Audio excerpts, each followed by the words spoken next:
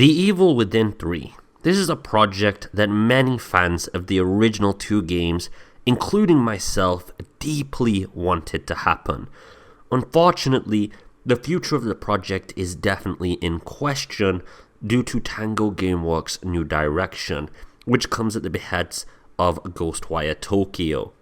Now, for those of you that do not know, Ghostwire Tokyo is Tango Gameworks' newest IP. It's a very different direction from their previous game titles, and it shows more of a modernization and westernization as well of their game development ideals and decisions, as well as their roadmap and thinking. And that's a lot of things to take in, considering they had quite a unique and creative approach to gaming that was extremely creative in their past. Now, they may have taken some gameplay mechanics and other elements from the survival horror genre, and specifically some of the Resident Evil titles and Silent Hill as well, but I do think that Tango Gameworks managed to spin and create such a unique universe with unique interactions, bosses, environmental design, that I do think they deserve to carve their own path. Now, Tango Gameworks was originally planning to make The Evil Within 3, and this is a fact that might surprise quite a lot of people. Yeah, Tango was going to give us the sequel that we wanted. Apparently we were going to get some kind of conclusion, or at least a sequel to the plot and story that was deeply created within the first two games. And considering how many loose ends these two games had, there was a lot of places this could have gone, with many fans speculating that Joseph Oda might be a new protagonist, or at least that the plot might bounce back around to that character. Even without that, there was still a plethora of directions that the game's plot could have culminated towards. However, during the development of The Evil Within 3, and yeah, it's kind of strange to say it was in active development for a while, it slowly got changed to the project that was Ghostwire Tokyo. Now, Ghostwire Tokyo is a very difficult game to describe in the terms of direction it truly wants to go in. And it comes to no surprise, considering there is an article piece that describes some of the development history of Ghostwire Tokyo. And as I said before, it heavily derives from The Evil Within 3. So let's read some quick excerpts. Now, Ghostwire Tokyo started with The Evil Within 3. And specifically, the location was somewhere very cold in Northern Europe. But then they changed the location to Japan. And that change led to a bunch of other changes.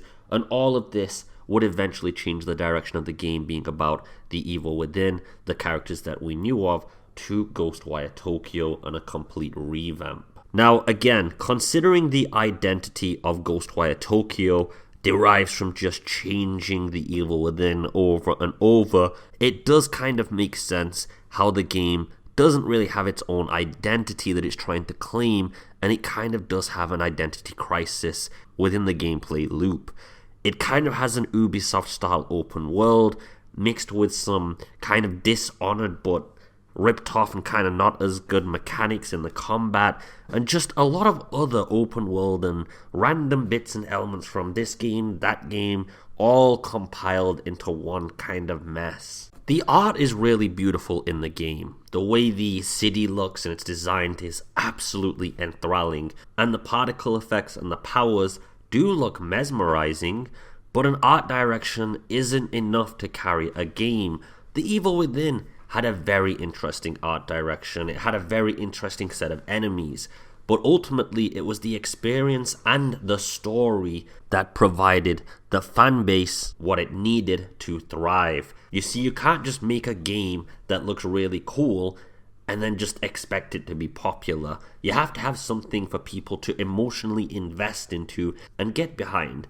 For The Evil Within, we have characters like Joseph, Kidman, and Sebastian. These are our protagonists that you can empathize with, and you want to see them in either a happy ending, or maybe if they go down a route where one of them dies, that would be fine because we're still emotionally invested and care for them. And then we have villains like Ruvik that are still at large and we deeply despise, but also kind of understand, and we'd like to see where that's going. Again, we're invested into these characters. Ghostwire Tokyo, when it comes to the story and anything to do with the narrative, it's all forgettable. It's not really memorable, and I see in a month or two that nobody will really be talking about it. Now, I don't see Ghostwire Tokyo getting any kind of cult following. I don't see big theory channels popping up. I don't see a huge community thriving. I think the game is one of those one and done kind of games where everybody is just going to move on after this. And for the actual developers, that's obviously a little bit upsetting. And of course, to a fan, it's also equally as upsetting, considering this is what our main franchise was abandoned for. Now, the future of Ghostwire Tokyo is also uncertain. Will it receive a sequel? Will the developers just go back to The Evil Within 3? Will the studio dissolve? Or will something like a new IP pop up once again? It's a little bit too early to tell, of course.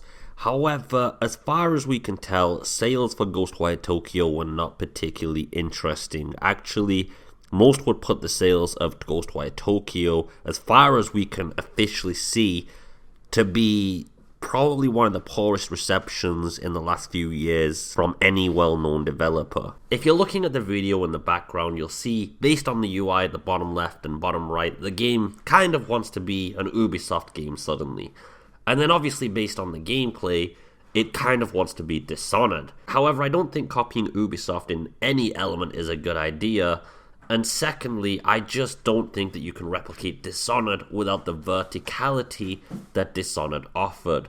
So a lot of games like to have an open world, but as you can really see, you can't go onto every rooftop you want. You can't act like it's Prototype or Dishonored. You just have to go through very linear paths, even though so much more is teased. And that's the problem. We've actually had worlds with verticality, and we can't just have basic things anymore. It's not going to entertain the masses if you just do something that's been done a million times. And this is part of the identity crisis that Ghostwire Tokyo has. We'll just have to wait to see if The Evil Within finally does come, or if the developers here decide to make a sequel to Ghostwire Tokyo. Only time will tell. But hopefully, the poor reception of Ghostwire and the piss-poor writing as well as the horrible game direction has given the developers some kind of inclination to revitalize The Evil Within 3. I just hope you're having a beautiful day as always. Take it easy, and peace.